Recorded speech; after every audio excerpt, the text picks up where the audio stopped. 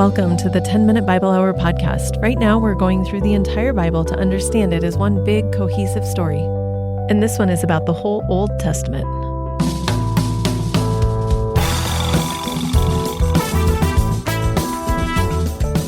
Hello, everyone. My name is Matt Whitman, and I just finished reading the Bible several times through. I don't know actually how to count it, because there's some of these books that I had to read a lot. Some of them I read maybe only twice in the last few months. But here's the thing. At the end of all the episodes, we're being honest with each other, and the reality is you all have jobs and stuff to do. And I mean, literally, this is what I do. I hang out in my basement and I read the Bible and then I talk into this microphone, and then sometimes you listen to it. It's real cool when you do, or you don't have to. It's cool, whatever. So I have time to do this because you've made it possible for me to have time to do this. So that means that at the end of each of the episodes, I've tried to give you the quick version of a book. Like, hey, if you don't have time to read the whole thing, just make sure you go and read this part. And that way, if you're swamped right now, you can at least get a feel for each of these books. Well, this episode is if you didn't have time to listen to the whole series, or if you did have time but you don't have time to go back and listen to it again to internalize it more, make sure you at least catch this episode, because we're going to cover the big story of the Old Testament, and it's going to happen real fast, and I'm already burning time by yammering on and on and on. So here's what I see. The Old Testament holds itself out as starting in time immemorial, and that's not even the right word, because it's even before time immemorial. It's before time was even really a thing, or there were any measurable factors by which you could tell there was a time. And so there's a theological reality in the very opening moments of the Bible, which is God predates everything about existence as we know it, and all of the orienting factors from the physical world as we understand it, God predates that as well. He is being, he is essence, he transcends all of it. So right from the beginning, we get a sense that this God character is completely other. He's operating on a different plane, in a different, greater reality, with the ability to push and pull and navigate things for his purposes in ways that are totally not accessible, not possible for any mortal, created, finite, physical being like you or me. So then out of nothing, God creates existence in the physical world, and he creates people in his image. But then along comes this shady serpent character, and the serpent's like, I'm opposed to the plan of God, so here's a way that I can wreck it. And through the serpent's temptation and influence, the woman and the man sin, and now we get to the fork in the road. Will God say, I made a thing, it didn't work out, I'm just going to make another thing and see if this one goes better? Or was God's plan, who was surprised by nothing, all along to redeem the whole dang mess, and he made stuff knowing full well it would go off the rails because there was some point about himself or something he wanted to accomplish in redeeming? Well, thankfully, it's the latter, and he embarks on this redemptive plan. And right here is where we get the first hint, the first initial promise that there is going to be one who is going to come and crush this whole system that is represented by the serpent and how the serpent thinks and opposes God. And so this whole proposition of redemption is wrapped up in that character, but we don't know much about that character yet. Then after that, we go through this whole primeval age. Who knows how much time is covered in there, but there are a bunch of different incidents that demonstrate that humanity is not going to get this figured out. Humanity has a problem that humanity cannot solve, and a new paradigm is going to be needed for humanity to be made right with God. Well, then we get into the super ancient, but not maximum ancient part of the Old Testament, where we meet a guy named Abraham. God makes a special covenant with Abraham, saying that the redemptive plan is going to flow through him. Big time paraphrase there, but it's a fair paraphrase. And that God is going to make a great nation with tons of descendants out of Abraham, and that all the nations will be blessed through him. Aha, now we're getting a clearer picture. This looks like a regional, local, patron, ethnic deity kind of situation, but this one's different. This one's going to go global. This one was always for everybody. This is wild. Abraham's descendants have all kinds of sordid adventures up and down, and ultimately, a lot of oversimplifying here, it's 12 of Abraham's great-grandkids who, after a period of slavery in Egypt, their descendants become the 12 tribes of Israel. And after Moses, one of their great leaders, receives the law from God, which enables them to have some interaction with a God as holy as this one, they move into the promised land of Canaan. They conquer it in the book of Joshua, and then they promptly begin to fall apart and make all the mistakes that all of humans have ever made. In the era of the Judges, things are a complete moral dumpster fire. In the age described in the books of 1st and 2nd Samuel, we see the people are like, I guess we need a king. And despite warnings, the kings take you down a dark path. They're like, now we really want one. And so they get one.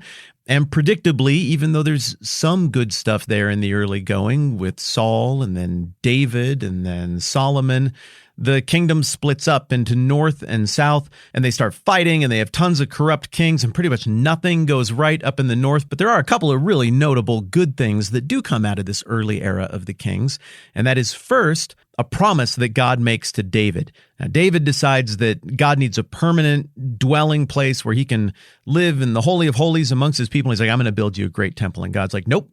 I'm going to have one of your descendants do that, but I'm going to give you something instead. And it's a promise that there is going to be a line of kings that come from you, David. And in spite of all of your flaws and your problems, this lineage will never end.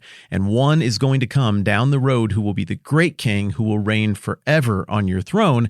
And the intonation is that this is that through line of redemption we've been tracking so far through the Old Testament. So that's exciting. And then the other good thing that comes out of the early age of the kings is that Solomon, the son of David, does go ahead and build a temple, a permanent dwelling place for God.